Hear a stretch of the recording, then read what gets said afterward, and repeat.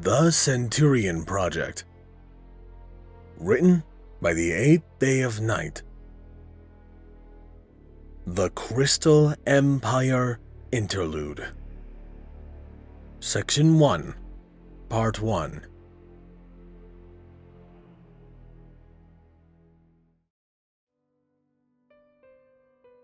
Elias did his best not to stare at Luna as he and his auditor stood at attention before the steps leading up to the throne. Most things had settled back into the normal rhythm, and his troops had been growing steadily stronger for weeks.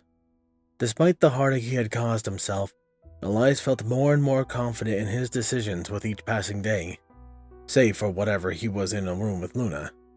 The blue alicorn had a perfect mask to hide emotions, but after spending so much time with her, Elias could just barely see through it. The weakness was always in her shining green eyes. They held immeasurable regret and anguish, and it hurt to know that he had caused that. General! Elias's eyes snapped away from staring at Luna to meet Celestia's smoldering gaze. That had been another change.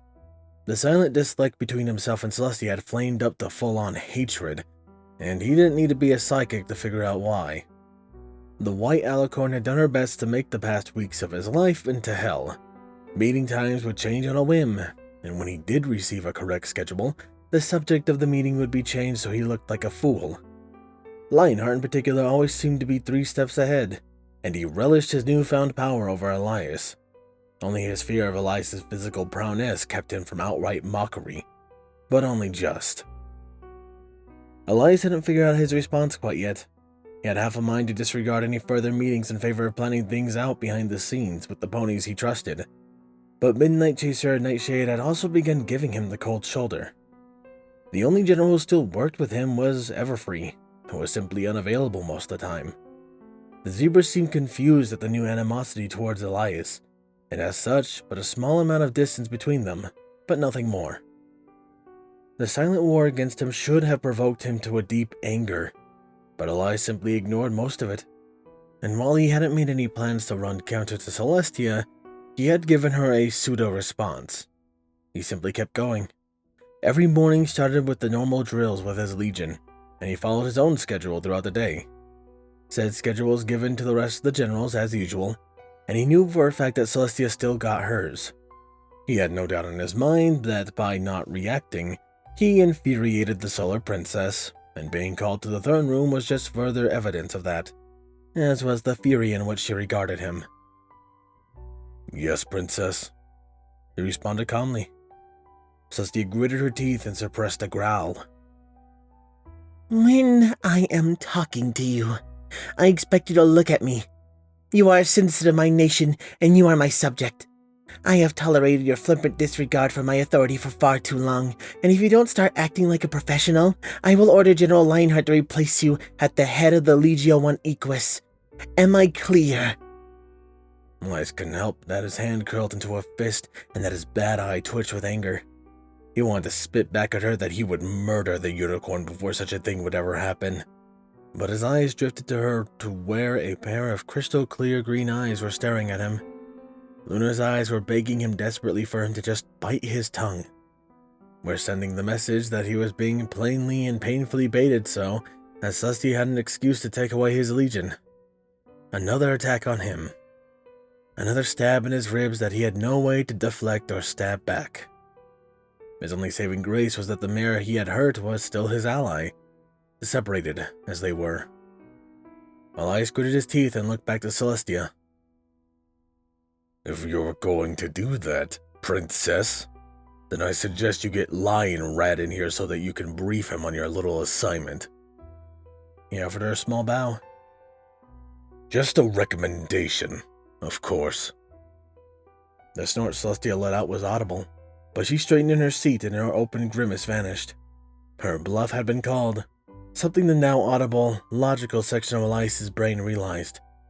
She still knew they needed him, and despite all her posturing, Celestia would have to hate him more than Equestria to throw him out. Elias didn't celebrate his minor victory, and instead adopted his own mask as he spoke. That won't be necessary. General Lionheart is on a far more pressing mission. This assignment should be so simple, even you can't find a way to destroy it utterly. Luna let out a deep sigh and rose from her seat. Sister, that is enough. I will handle the briefing from now on. Please, go wait with your student and her friends. We shall not be long. Celestia's expression shifted from hate to regret instantly, and she seemed to shrink before her sister's eyes. Luna, please, I can. Luna nuzzled her side and motion prodded the white alicorn from her throne.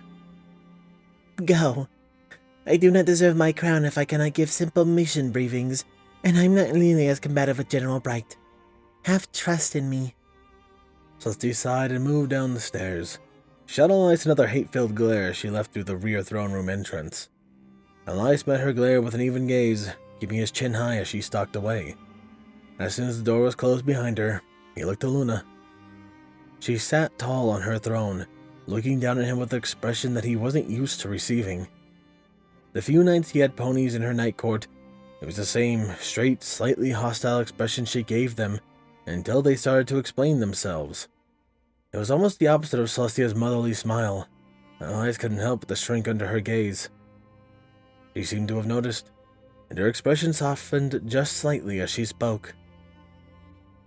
General, despite my sister's words, this mission is extremely important, and there is no pony we would rather send. You have our absolute trust. Your sister has a funny way of showing it, Elias said. You hurt me. Luna replied evenly. And while I recognize that you did not intend to do so, Celestia doesn't care. She is still my overprotective big sister, and so she seeks to see you hurt as I have, unknowing of the pain you already subject yourself to. She bowed her head. But that matters not. I will put more effort into curbing her protectiveness.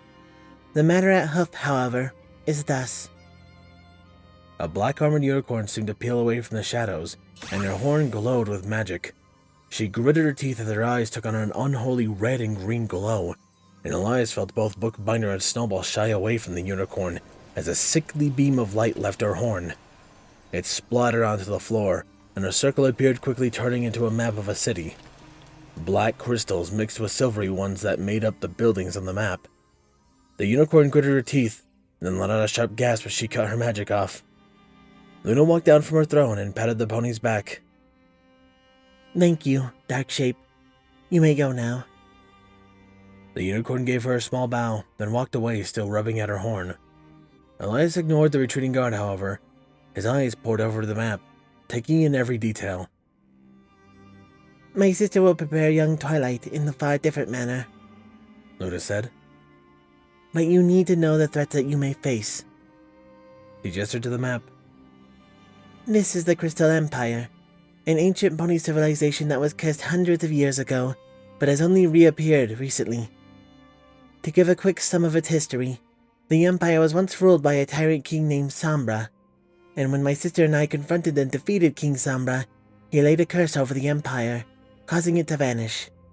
Since the Empire has returned, it is safe to say that King Sombra has returned as well. Celestia sent my niece, Cadence in shining armor, to the north with a small force of guards last week, Luna continued. But they have not returned, nor sent any messengers. This silence has provoked our concern, so we are sending the elements of harmony to see what has become of our expedition. Her eyes looked up from the map. That is where you and your legion comes in, General. You will be providing security for Miss Sparkle and her friends, and once you find Cadence in armor, you will help them in any way you can to secure their borders. Do you think King Sombra wiped out the expedition? Bookbinder asked. No, Luna said. But I do not think my niece would suddenly stop communicating with my sister. She and Celestia regularly exchange letters, and she missed that communication last evening. Tia is worried, so we are making every effort to find Cadence and secure the Empire. Elias crossed his arms and stared at the map, more than grateful for a visual distraction. And what happens if we get there, find Cadence, and find that the situation is untenable? I will leave that to the discretion of Princess Cadence and Twilight Sparkle. Elias couldn't help but to wince. Her words were a plain statement. I don't trust you to be in charge. Coming from Celestia, he would have dismissed the notion out of hand, uncaring that she didn't trust him. But from Luna... Elias ignored the bottomless pit that formed in his belly, and kept a straight face as he continued to stare at the map. So, I'm just supposed to act like one of your sister's brown-nosing grunts then? I suppose the work will be easy enough. His eyes flicked up to find a hurt look on Luna's face, but it was gone as soon as he had noticed it. Luna kept her royal mask tight as she spoke. That is not the case, General, but think of it what you will. Your orders are to escort the Element of Harmony safely to the Crystal Empire, and then to ensure their continued safety until you return to Canterlot. Another lunar guard slipped from the shadows with a scroll in her mouth, and Snowball moved forward, taking the scroll with a numbed, "Thank you." He quickly passed it to Elias, who unrolled it, and skimmed through it, looking for the dangerous phrases ponies like a Lionheart like to slip into the wording to trap someone. He found none of that, however, but what he did find made his nose curl in disgust. Passing up the scroll to Bookbinder, he scowled at Luna. "This is a test?" He spat. "Since when have I or my legion need tested?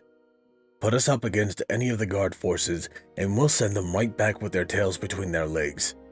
My legionaries are the best soldiers in Equestria, if not the whole planet." The test is alas for their sakes, They replied calmly. and more for yours. You have recently shown a certain volatility when working with others, so instead of acting on my sister's suggestions to have you removed from office while we test your emotions on a deeper level, I am extending this opportunity for you to prove to us that you will not fall out of line during the march. "It is not my fault that I have been having difficulties of late," Elias growled. "Your sister has been making things more difficult, and your generals have not been helping." I am well aware, Luna snapped, her tail flicking with anger.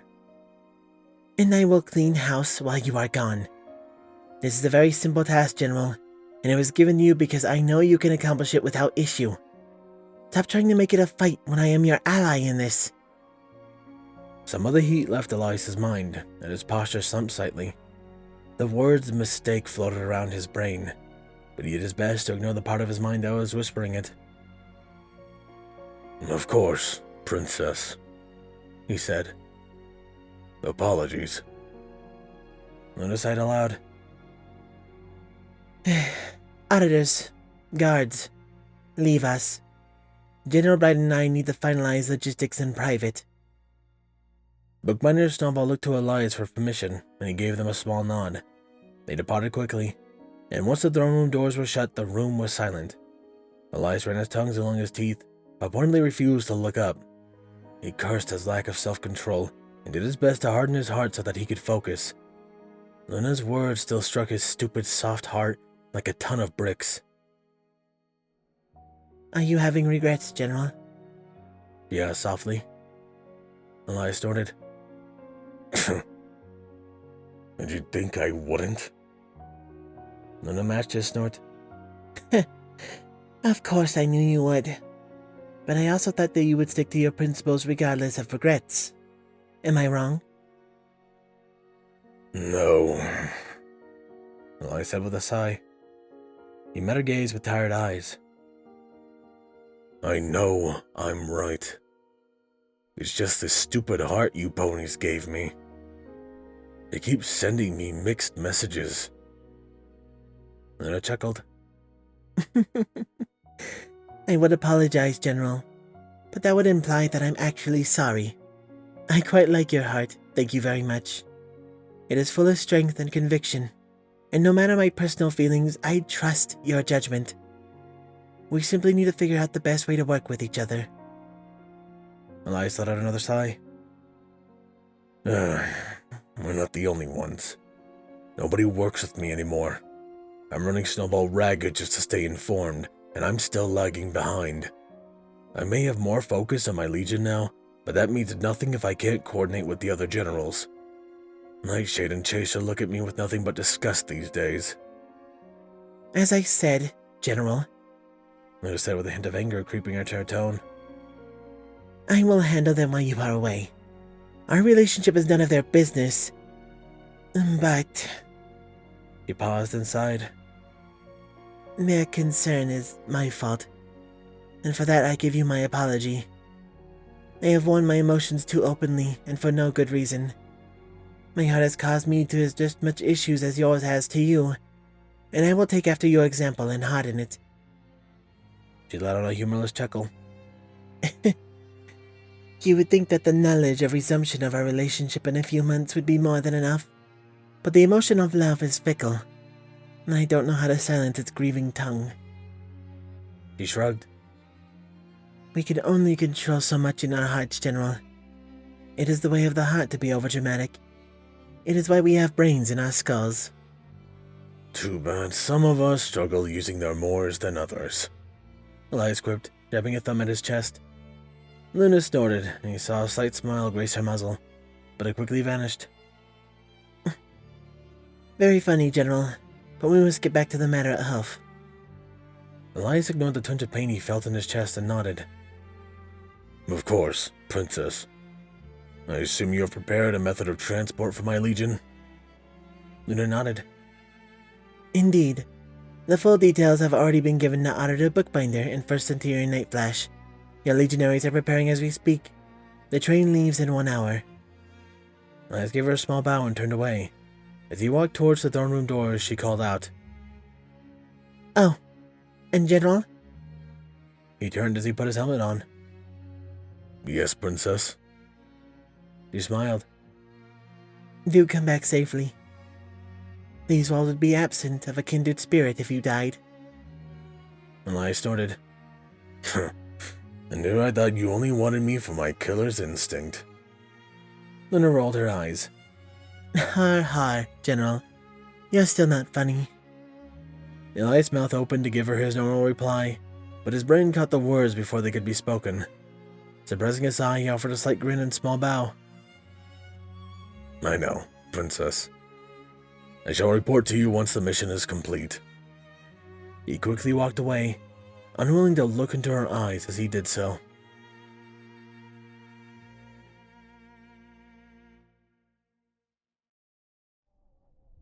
Elias scowled as snow whipped at his exposed face.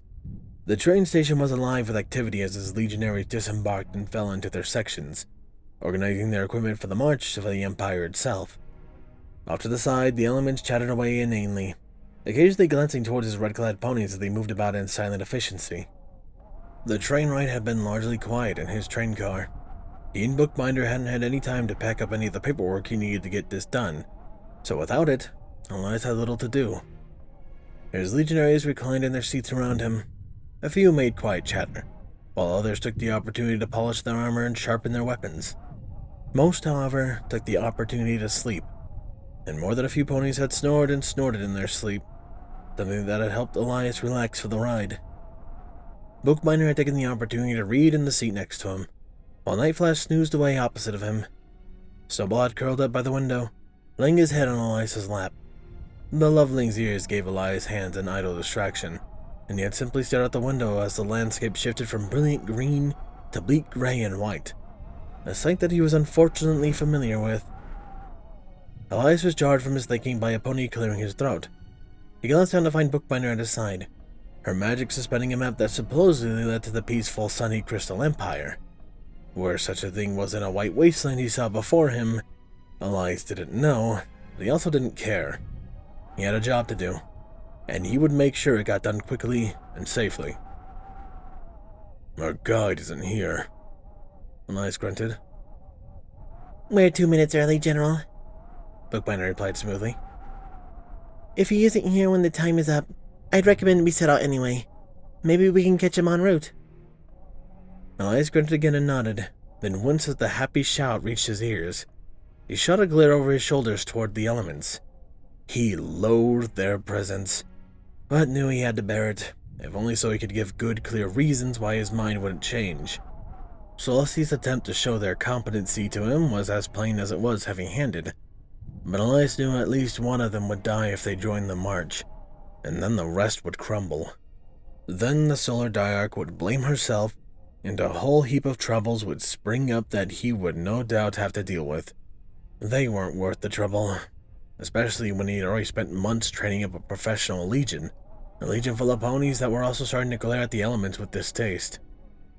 Rainbow Dash was by far the most irritating in his eyes. Her mouth didn't seem to have an off switch, and while she watched his soldiers work, she kept complaining about how slow everything was.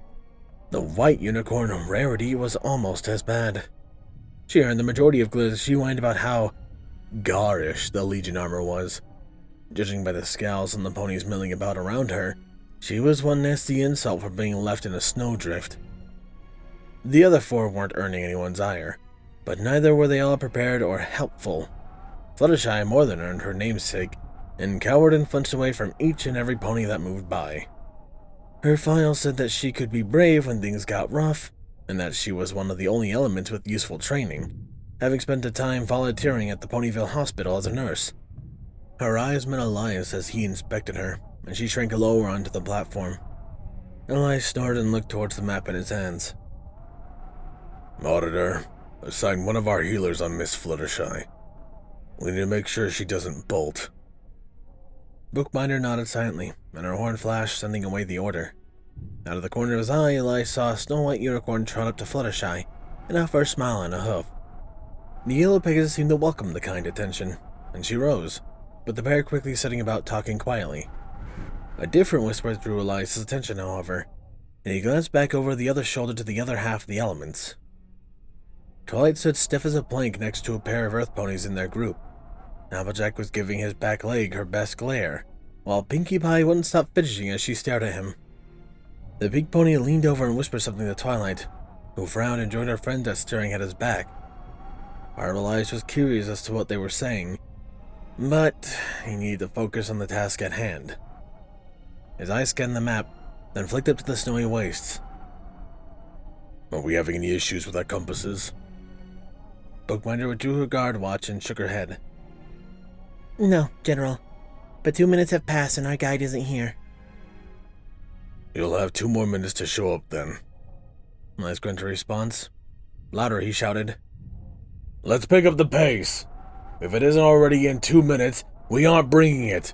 If that's you, then make sure you leave your helmet at the station when you take the train back. You were supposed to be ready when we got off, and I'm getting tired of waiting. The threat was unnecessary. He knew that. His legionaries had followed his orders to the letter, and with most getting ready as soon as the air outside of the train had begun filling with snow, the pace of their preparations increased anyway, and the ponies fell into formation, waiting silently for his next order. Elias clicked open his pocket watch and watched for the seconds tick by. As they waited, Nightflash shot up with snowballs shielded beneath his wings. Elias barely spread a glance at the shivering Loveling. I warned you that you would need your winter gear, Auditor Snowball. The Loveling's teeth chattered as he spoke. Yes, General, and I'm wearing it. Us desert dwellers just don't do so well in the cold, I guess. Elias felt the chill race up his back as he looked out to the snow. Looking for eyes he felt pressing down on him. Stay next to Centurion Nightflash and keep warm. We'll find you more clothes once we're in the Empire. Auditor Bookbinder, pick 5 ponies, guard the elements. I want them in the center of the 2nd Cohort Auxiliaries. She saluted and moved to execute his order as he shouted out his next one to Grey Granite. Centurion Granite! 1st Cohort is on point. Form up in the double square formation and deploy scouts to the extremes of our sightlines. The Earth Pony saluted and his voice boomed through the whistling wind. The Legion moved quickly, falling into the proper places with well-practiced ease. As they finished falling in, Elias did one last check over his equipment, making sure everything was in its proper place. The wool of his arm-length gloves rubbed irritatingly against his tunic, but he did his best to ignore the sensation. The additions were the only things keeping him warm. He had ordered the winter clothes for the entire Legion to be made, especially since they would be leaving for the march at the start of the fall, but his clothes weren't done yet. He had been forced to make do with a few hastily made scarves and gloves from some of the tailor-tuned legionaries on the train ride. His legs were covered by a birthday gift Bookbinder had been holding on after the march. Luckily, she had chosen something subdued to get him used to the fuzzy pony custom. So few, if any of his legionaries had even noticed the fuzzy black stockings. Elias hoped it would stay that way. The only other piece of warm clothing he had was a sweatshirt in his back that wouldn't fit under his armor, so he was forced to go without it. Grey Granite trotted out of the Legion formation and saluted sharply. "Ready, General." Elias nodded and followed him to the center of the formation. Nightflash gave him a small nod as he continued sheltering Snowball from the worst of the wind. The Lovely offered a weak smile to Elias, who frowned back. They need to get out of the cold. He could already see a few ponies starting to shiver, and snow pouring around them wasn't going to lessen. Elias raised a fist in the air. "Let's move out. Keep an eye on our flanks. Just because visibility is low doesn't mean I want to get bitten in the ass." With Flash, Snowball, and Granite in the first square, and Bookbinder guarding the elements in the center of the second, the Legion began to move forward in the snow. The wind seemed to grow colder as they left the torchlight of the train station, and snow began piling up around them in deeper and deeper drifts. Elias kept the pace brisk anyway, making the ponies trot as they pushed through the snow. Shadows began flittering at the edges of their torches once they were out of view of the train station. Though he saw more than a few ponies beginning to look around nervously, Elias didn't let himself tense up as the shadows flitted back and forth. His hand did shift to rest on the hilt of his gladius, however. As they pushed forward, a slumped body came into view. Elias raised a fist in the air to halt the formation and ordered the trio of legionaries to investigate. The ponies moved fast, the snow kicking up under their armored hooves. Elias watched them carefully as they approached the body, then a shout rose in the air. "General, it's Strong Breeze!" one of the legionaries called.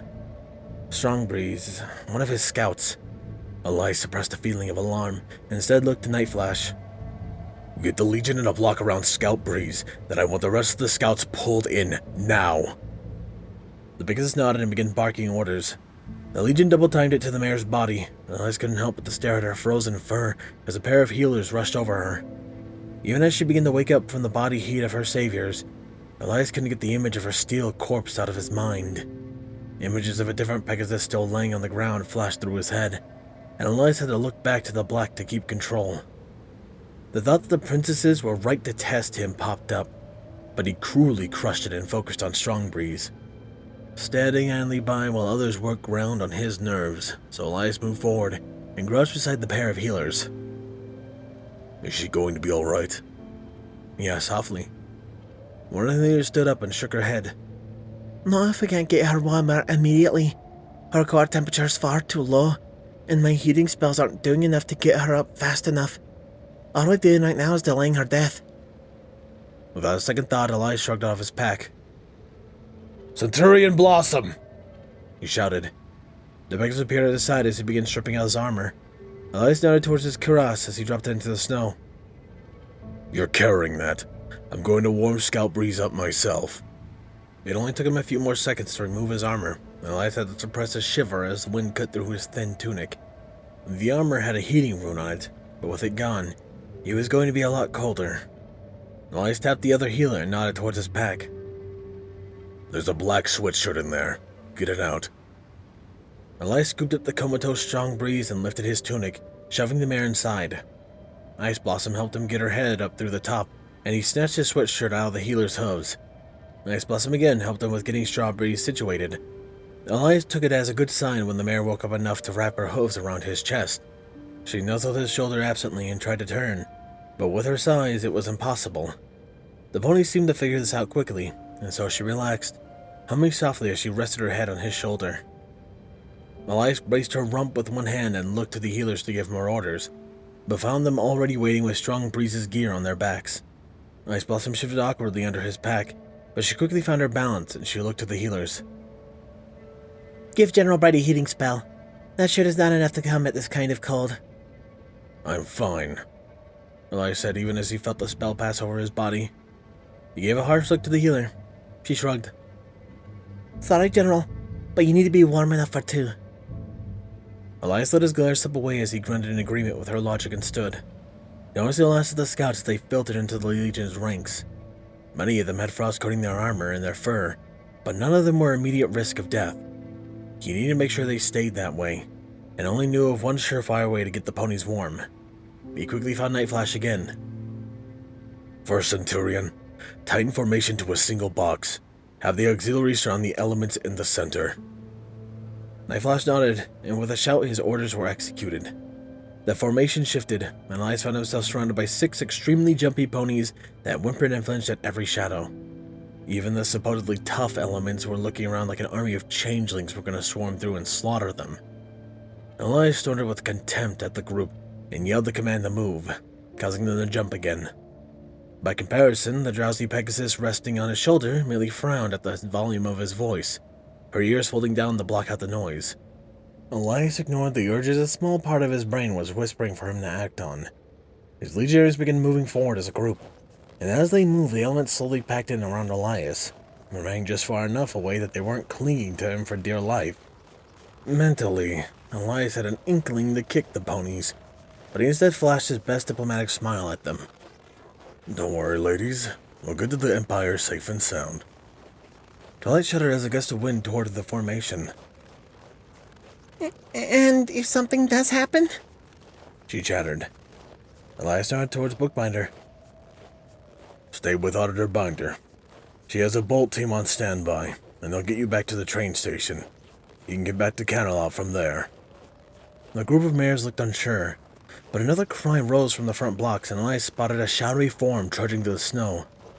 Elias raised his fists again, but this time the mysterious pony moved towards them. As he came within their torchlight, Elias recognized the bright blue hair and white fur. Twilight did as well. Shiny! She teleported out of the Legion Square and hugged the unicorn tightly.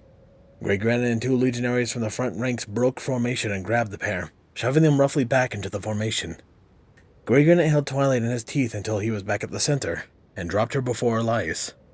Shining Armor quickly joined her as the other 2 legionaries shoved him through the mass of armored ponies. Both were on their feet in an instant, and Shining Armor glaring hard at Elias. "What was that for?" Elias gave him an even stare. "Being late, and for your sister breaking the formation. If she wants to die, she should develop a drinking habit like I did. How far are we to safety?"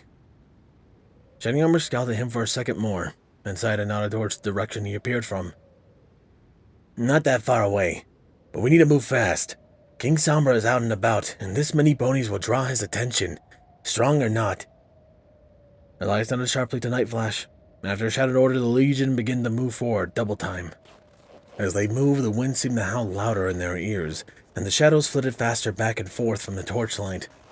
Luckily, Shining Armor was another useful set of eyes, and he kept checking behind them. His orb occasionally sent bolts of magic into the darkness. When a massive, shadowy figure rose behind them, Elias recognized the bolts for what they were, probing attacks. The sound of cackling seemed to merge with the whistling wind, and ponies began to exchange nervous glances, more than unnerved by the sound. The snow to the Legion's left exploded in a ball of sickly black and purple magic. The shadowy figure shifted forward, and Elias felt a chill touch his heart as he caught his first sight of the Shadow King. The shadowy blob that was Sombra's body was easily 3 times his height, and it writhed like some sort of grotesque horror. Near the top, a pony-esque head floated in and out of the shadows, grinning at them with sharp fangs and a glowing red horn. Another bolt of sickly magic lashed out, this time striking the outer left flank.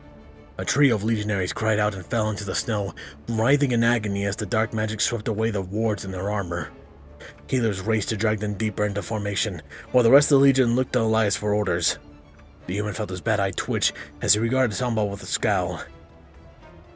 "I'll collect your head for that," he hissed. "What do you want us to do, General?" Nightflash asked, appearing at Elias' side. "Have Centurion Granite draw up first cohort for delaying action. You will lead the rest of the Legion and will double time to the Crystal Empire with the Elements and Shining Armor. I will lead our fighting retreat." Nightflash nodded and began barking out orders. Grey Granite took his place immediately, staring at Sombra with a slight frown. "Orders? All shields up," Elias replied. "Tell everyone to save their ammunition. I'm no expert on whatever Sombra is, but I have a feeling a javelin isn't going to do more than tickle him. Form up in 3 lines. We'll tortoise up once the rest of the Legion is out of sight and we know we have his attention." A third bolt of magic laced down towards the Legion, but was stopped midair by a glowing purple shield. The dark magic splashed harmlessly to the ground, and Sombra let out a loud growl before pulling backward. Elias glanced back to find Shining Armor standing tall with his horn alight. The unicorn met Elias's eyes. I'm not going anywhere. So it would seem, Elias replied evenly. Before anyone else decides to play hero, however. First Centurion! Get the Legion moving sometime today! The Pegasus popped up from the formation of the ponies long enough to give a quick salute, then he was hidden once more in the armored mass with a barked order. The Legion pulled away and began trotting swiftly through the snow. The ponies of the first cohort fell into the battle lines, bracing their shields in the snow. Sombra seemed to have noticed the separation group of ponies, and his eyes flickered with outrage. Strong breeze snorted and shivered against all the noise, wrapping her hoofs tight against Elias's chest. What's happening? She mumbled blearily. Elias removed his bracing hand from her rump and used it to snatch up his shield. Nothing to concern yourself with, Scout, Elias whispered. Just hold on and focus on keeping warm. That is your job right now. Strong Breeze mumbled something else, but followed his command. Her legs kept her locked in place around his chest, and she nuzzled in, sighing softly as she soaked up his body heat. Knowing the pony would stay safe as long as she held on, he focused elsewhere, namely the large shadow demon riding back and forth before them, clearly looking for a weakness. Watch him closely, Elias said aloud. Mage auxiliaries, if he moves towards the first Centurion's group, hit him with your best. I want all of his focus on us. He glanced at Shining Armor. How long can you keep your shield up?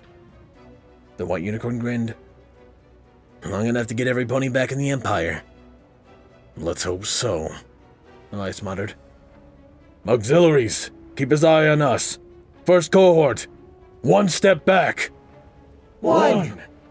The ponies shouted in reply, dragging their shields backwards through the snow. A trio of fireballs sprang out of Shining Armor's shield, and while two disappeared harmlessly into the dark, the third exploded in Sombra's shadowy body. The shadow pony howled, but Elias couldn't tell if it was a howl of pain or anger. Granite tapped his side.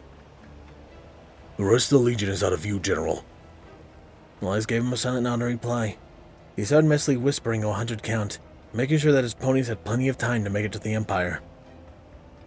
One step back! He bellowed. One! The auxiliaries lashed out with more spells as the shields dragged back again. This time, the trio of fireballs were chased by a sickly-looking beam of green light. Sombra howled again as the spell struck at his black form, and his crimson horn lashed out in return, sending purple and green magic splashing across Shining Armor's shield. The unicorn gritted his teeth at the onslaught, and Elias noticed a small crack reform in the unicorn's shield. We definitely have his attention, Shining Armor commented as the assault ceased. The auxiliaries let out another barrage of spells against Sombra, and Elias reached 100 in his mind. Turtle up! He shouted. Captain Armor, tighten your shield. That should shore it up. It's actually Prince Armor now, Shining Armor said, following Elias's order. Lost the rank when I got married, unfortunately. Grey Granite's shield locked with Elias as the human crouched beside Shining Armor, grabbing the unicorn with his free arm. The motion earned him a nicker of protest as Elias elected to ignore, as he pulled the unicorn tight against his body. What are you doing? Shining Armor demanded. I can walk on my own. Elias began to reply about how the unicorn had no idea how to function within a testudo formation, but Strong Breeze raised her sleepy head and smiled at the white unicorn. General Bright's giving out snuggles, he said with a giggle. Don't be mean and tell him no. Shining blinked at the mare, then met Elias's eyes. The human glared back. You nuzzle me, and I'll break your legs and leave you here. Noted. What's the real reason you're carrying me? So you can focus on the shield keeping Sombra back while we move. Any more questions, or are we done wasting time? Strong Breeze giggled and nuzzled his chest, while Shining Armor huffed and looked towards Sombra. Just make sure that we get to the Empire in one piece.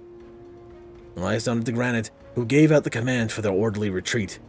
The called-out single steps were replaced by lifted shields and a slow crawl backward.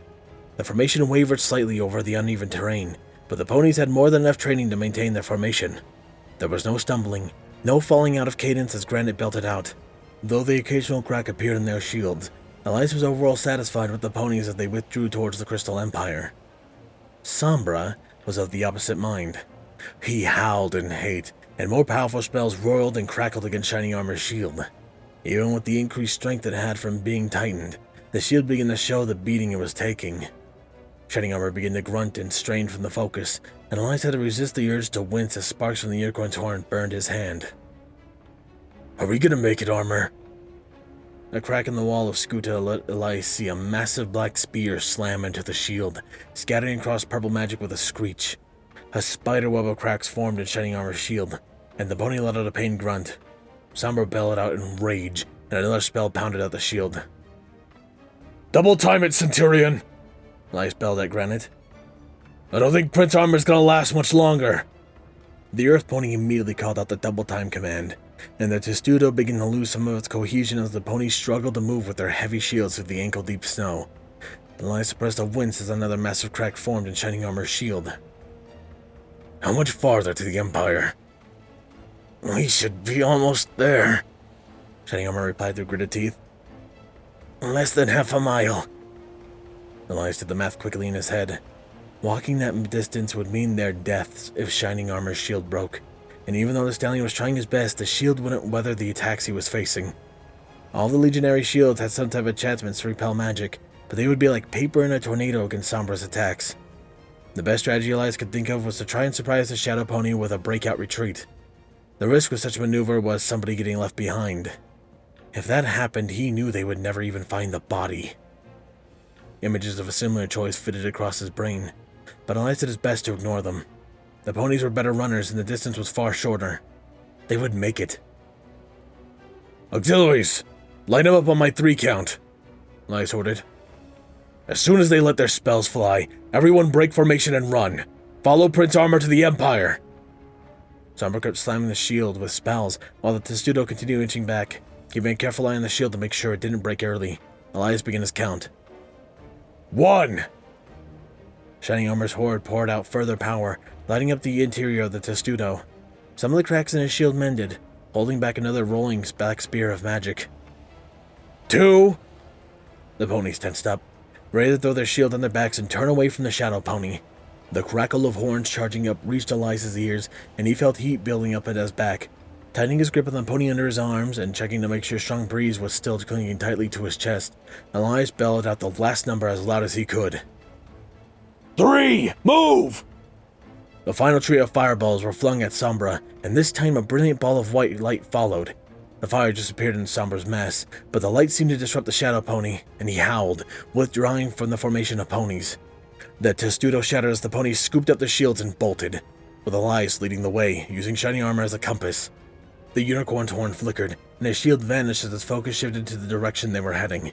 Despite the snow whipping at their faces, Shining Armor seemed to know exactly where they were going, with his horn casting a light purple glow as he directed their steps.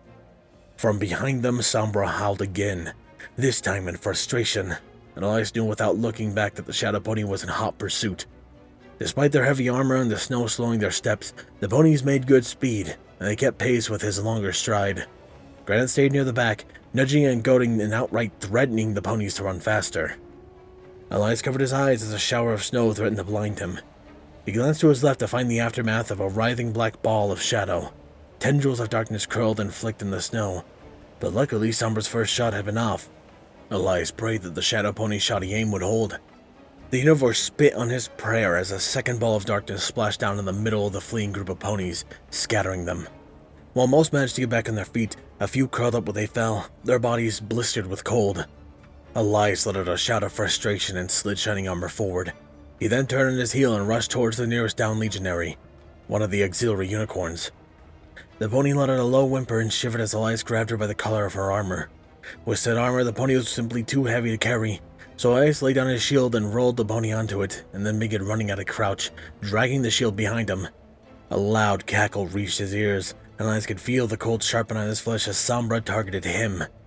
Though he wanted to turn and fight, the 2 ponies he was carrying took precedence, so he ran on, bracing for the inevitable spell that would see him nothing more than a frozen corpse. He heard the sound of horn discharging magic just at the borders the Empire came into view through the haze of snowfall. The pony on his shield let out a scream of terror, but the spell never came. Elias glanced back in time to see Sombra's spell smash against Shining Armor's shield once more. The white unicorn stood tall, his horns shining as the legionaries made it to the barrier. dragging their wounded compatriots behind the safety of the barrier. A pair of healers sprinted out from the barrier and took the pony from Elias's shield. The other pair latched onto him and shoved him into the Crystal Empire.